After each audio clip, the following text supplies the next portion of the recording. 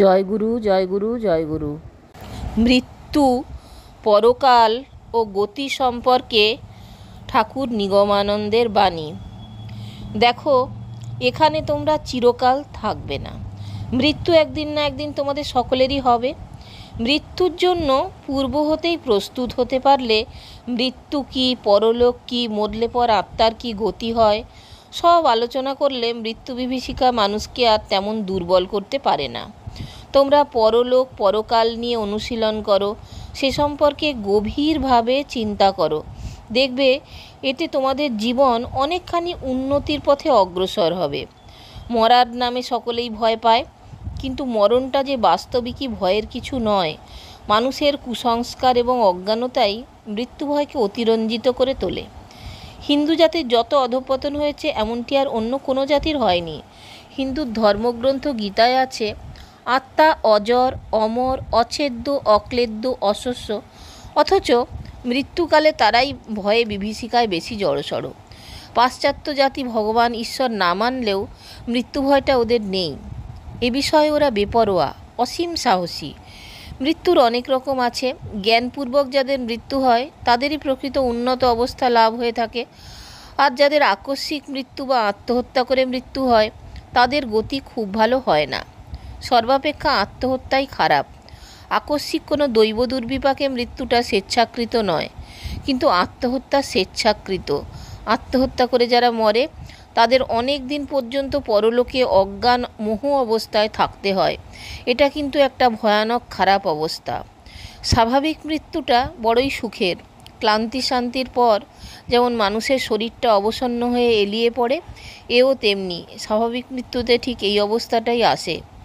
বাড়িতে কোনো উৎসব বা আড়ম্বর এলে পর বাড়ির কর্তা যেমন ব্যাপার মিটে গেলে ক্লান্ত শান্ত হয়ে ঘরের এক কোণে নিঝুম হয়ে পড়ে থাকতে চায়, এও ঠিক তেমনি। মানুষের তখন অন্য কারো সঙ্গে আর কথা বলতে ইচ্ছা হয় না। সংসারের সব বিষয়ে আসে একটা বিতৃষ্ণা, বৈরাগ্য বা ঔদাসীন্য। আপন মনে একান্তে থেকেই যেন তখন পরম সুখ। মানুষকে এ সময়ে সুখে মরতে দিতে হয়, কিন্তু আমাদের এমনই কুসংস্কার যে মৃত্যুপথের যাত্রীকেও নিয়েও আমরা করি টানাটানি। মানুষ মরতে রওনা হচ্ছে, তখনও তার উপর অজ্ঞানতার অত্যাচার। এতে মৃত্যুপথযাত্রীর ভয়ানক কষ্ট বোধ হয়। ঠিক মৃত্যুর সময় আর জন্মের সময় মানুষের একটা ঘুমের মতো অবস্থা এসে যায়। তাই এ দুটো অবস্থাতে কারো কোনো দুঃখ নেই। তবে মৃত্যুর পূর্বে যে কতকগুলি শারীরিক লক্ষণ প্রকাশ পায় সেগুলি আত্মার কষ্টানুভূতির পরিচয় নয়, ওসব মাসলের ক্রিয়া মাত্র। আর যার জ্ঞানপূর্বক জন্মমৃত্যু হয় সেই জ্ঞানীর তো কোনো অবস্থাতেই দুঃখ নেই। মৃত্যুর পর যার যে লোকে গতি হবে, মৃত্যুর পূর্বে অনেকেই সেই লোকের স্পিরিটদের দেখতে পায়। সেই সব স্পিরিটরা তাদের নিতে আসে। মরার পরই দেহ তৈরি হয় না, শীঘ্র শীঘ্র দেহটা তৈরি হওয়ার ভাগ্যের কথা। পুণ্যবান যারা, তাদের মৃত্যুর সঙ্গে সঙ্গে সূক্ষ্ম দেহটা তৈরি হয়ে যায়। আমি সচক্ষে এরূপ দেখেছি। ঠাকুর বলেছেন, মৃত্যুর সঙ্গে সঙ্গেই তাদের মাথার ওপর একটা তেজময় দেহ তৈরি হচ্ছে। স্থূল দেহে এবং সূক্ষ্ম দেহে একটা যোগসূত্র আছে। মরলে পরই মানুষ ভূত হয় না। সুতরাং মানুষের এই ভূত ভয়ের কোনো অর্থ নেই।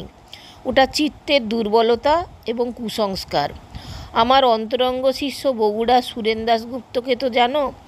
ওদের পাড়ায় একটা মেয়ে লোক আত্মহত্যা করে মরেছিল। তার মৃত্যুতে ও পাড়ার সকলেই একটা ভয়ের ভাব সঞ্চার হলো। সবাই কেবল ভূত দেখত। ভূতের ভয়ে ঘর থেকে বের হতেও তাদের আতঙ্ক হতো। গোবিন্দ এ নিয়ে আমাকে একটা চিঠি লিখেছিল। আমি তার উত্তরে লিখেছিলাম যে মরেছে তার এখনও পর্যন্ত ভূত হওয়ার সৌভাগ্যই হয়নি। সুতরাং ওসব তোমাদের কুসংস্কার, চিত্তের দুর্বলতার দরুন ওইরূপ দেখো। দেখো, মানুষ মরার পর ভূত হতেও সময় লাগে। যারা নিম্ন স্তরের মানুষ বা যারা আত্মহত্যা করে মরে তারা অনেক দিন পর্যন্ত স্তব্ধ বা মোহগ্রস্ত অবস্থায় থাকে। সে যে মরছে এই জ্ঞান হতেও অনেকের 2-3 বৎসর সময় লাগে। কালিদাসীর মার ভূত হতে এখনও অনেক দেরি আছে। আর দেখো, ভূত মানুষের কোনো অনিষ্ট করতে পারে না। অনিষ্ট করবার কোনো ক্ষমতাই তাদের নেই। ভূত বা প্রেতাত্মার পক্ষে মানুষের অকার ধারণ করা সহজ নয়। বহু চেষ্টা করে বাষ্পীয় দেহ ধারণ করতে হয়। বাষ্প ঘনীভূত হলে মানুষের আকারের মতো হয়, কিন্তু সে দেহ সামান্য কারণেই মিলিয়ে যায়। পরলোকগত আত্মা হয়তো কোনো কোনো সময় আত্মীয় স্বজনের কারো নিকট কোনো কথা বলবার জন্য দেহ ধারণ করে, কিন্তু মানুষের এমনই সংস্কার যে তার কথা শুনে তো দূরের কথা, ওইরূপ দেহ দেখেই ভূত ভূত বলে চিৎকার করে ওঠে। ওই চিৎকারে চমকে গিয়ে তার দেহ তৎক্ষণাৎ মিলিয়ে যায়। একমাত্র পরলোক রহস্য জানতে পারলেই একে একে তোমরা আরও অনেক কিছু তত্ত্বের রহস্য উদ্ভেদ করতে পারবে। শিকল যেমন একটার সঙ্গে আর একটা জড়িত, পরলোকের সঙ্গেও আর সব তত্ত্ব তেমনইভাবেই জড়িত। একটায় টান পড়লে আর সবগুলি আয়ত্তাধীনে আসতে বাধ্য। যাদের স্বভাবতই ভগবান কিন্তু বিশ্বাস আছে তারা ভাগ্যবান, তাদের তথা আলাদা। কিন্তু অনুশীলন করে যারা ধর্মলাভ করতে চাও তাদের আমি বলি, প্রথমে মৃত্যু তত্ত্ব নিয়ে অনুশীলন, আলোচনা, চর্চা করতে আরম্ভ করো। এই মৃত্যু রহস্য জানতে গিয়েই দেখবে পরলোক চিন্তার সঙ্গে সঙ্গে ভগবান, ঈশ্বর, ব্রহ্ম আপনি এসে হাজির হবেন। যেমন আমার হয়েছিল। স্ত্রীর মৃত্যুর পর ছায়ামূর্তি দর্শনে প্রাণে জাগে পরলোক রহস্যের সন্ধান প্রবৃত্তি। স্ত্রীকে লাভ করতে গিয়েই প্রয়োজন হলো শক্তি সাধনা বা তান্ত্রিক সাধনার। তন্ত্রপথে স্ত্রীকে আয়ত্ত করেও সম্যক তৃপ্তি হলো না। তারপর জ্ঞানের সাধনা।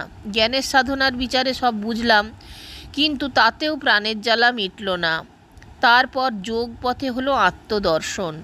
আত্মাকে পরম চৈতন্যরূপে বা বৃহৎ জ্যোতিরূপে দর্শন হলো, কিন্তু আত্মাই যে প্রেমময়, প্রেমময়ী এই অনুভব তো হলো না। সর্বশেষে প্রেমের সাধনা। প্রেমের সাধনাতেই এলো কৃতকৃত্যতা। জীবন ধন্য হয়ে গেল। কাজেই একমাত্র পরলোক চিন্তা হতে সব লাভ হতে পারে। এই জন্যই হিন্দুর পরলোক বিশ্বাসের প্রতি এত জোর। ভগবান না মানলেই তারা নাস্তিক হলো না। আসল নাস্তিক বলে তাদেরই যারা পরলোকে অবিশ্বাসী। আমাদের স্বরদর্শনের মাঝে কয়েকটি দর্শন ঈশ্বরকে আদৌ স্বীকার করেনি, অথচ তারা আস্তিক দর্শনের মাঝেই স্থান পেয়েছে। পরলোক নেই যে এই কথা বলে সেই ঘোর নাস্তিক। তাকেই পুনঃ পুনঃ মৃত্যু যন্ত্রণা ভোগ করতে হয়। পরলোক না মানলে যে জড়বাদ এসে পড়ে, এ যে ভীষণ চার্বাক মত। পরকীয়া প্রেমের উচ্চাধিকারী জেনে যে ধারণা পোষণ করছিলাম তা কি পরলোক অবিশ্বাসীতে সম্ভব? পরলোকে মিলনের সম্ভাবনা না থাকলে সে কি প্রেম? দৈহিক ব্যভিচারের নামান্তর মাত্র। পরলোক অজ্ঞলোকের সান্ত্বনা মাত্র। কি ভয়ানক কথা! মুসলমান, খ্রিস্টান, ব্রাহ্ম, স্পিরিচুয়ালিস্ট প্রভৃতি জন্মান্তর মানে না বটে, কিন্তু পরলোক অবিশ্বাসী কোনো সম্প্রদায় এই উন্নত যুগে আছে বলে শুনিনি। ভগবান না মানলে বরং ক্ষতি নেই, কিন্তু পরলোকে গেলে আর থাকে কি? মরণের পরপারের খবর জানে না বলেই জীব মাত্রেই মৃত্যুর নামে ভয় পায়। আজ হোক বা দুদিন পরেই হোক, একদিন যখন নিশ্চয় মরতে হবে, তখন মরণে ভয় করলে চলবে কেন? বিশেষত যারা সদ্গুরুর চরণাশ্রয় করেছে তারা এই রোগ শোকপূর্ণ জ্বালাময় সংসার ছেড়ে মৃত্যুর পর শান্তিপূর্ণ আনন্দধামে শ্রী শ্রী গুরু সকাশে যাবে। মৃত্যুই যে সে রাজ্যের দ্বার। সুতরাং মরণে ভয় না হয়ে আনন্দই হওয়া উচিত। সংসারে প্রারব্ধ ভোগ ও কর্তব্য কর্ম করে যাও, কিন্তু মনটা মরণের পরপারে আনন্দধামের চিন্তায় নিযুক্ত রেখো। এ জগতে একা এসেছো, একা চলে যাবে। এখানকার কিছুই তোমার সঙ্গে যাবে না। কেহ আপন নয়, এ কথা ভুলো না। মৃত্যু চিন্তা বড়ই উপকারী। না মরবে, আজ নয় কাল সুখের সংসার যে অবশ্যই ছেড়ে যেতে হবে। এক বাস্তুভিটায় কত শত হাজার হাজার লোক এসেছিল, আবার চলে গেছে। সকলকেই যেতে হবে, সকলকেই তিল তিল করে মরছে, কিন্তু এ কথাটা বড় কেউ ভাবে না। আর আমিও একদিন মরব, এ কথাটিকে প্রকৃত কেউ বিশ্বাস করে না। মরব জানি, কিন্তু জানাকে বিশ্বাস বলে না। মরব এই বিশ্বাস প্রকৃত মনে জাগলে তার হাবভাব, কাজকর্ম সব বদলে যাবে। মৃত্যুর ভিতর দিয়ে জীব কীরূপে অমৃতত্ব লাভ করে আমি তা জানি। আবার একদিন সে জগতে সকলের সঙ্গে যে মহামিলন হবে। আমার সঙ্গে সাক্ষাতের পূর্বেই যদি ব্যাধিতে দেহত্যাগ করতে বাধ্য করে, তবে আমি চেষ্টা করে তোমার আত্মার সঙ্গে পরিচয় করব এবং অজ্ঞান নাশ করে দিব। মানুষ মরার পর একবার সব ভুলে যায় না। সে সংকল্প নিয়ে মৃত্যু হয় কিংবা জীবনে যেসব বিষয়ে বেশি আসক্তি থাকে তৎসংক্রান্ত কথা বেশ মনে থাকে। অন্যান্য বিষয় স্বপ্নের ন্যায় বোধ হয়। কেউ স্মরণ করিয়ে দিলে আবার সব মনে পড়ে। দর্শক বন্ধুগণ, যদি ভালো লাগে তাহলে অবশ্যই চ্যানেলটা একটা লাইক শেয়ার সাবস্ক্রাইব করবার অনুরোধ রইল। সকলে সঙ্গে থাকবেন, আপনারা আনন্দ গ্রহণ করবেন, আনন্দময় হয়ে থাকবেন।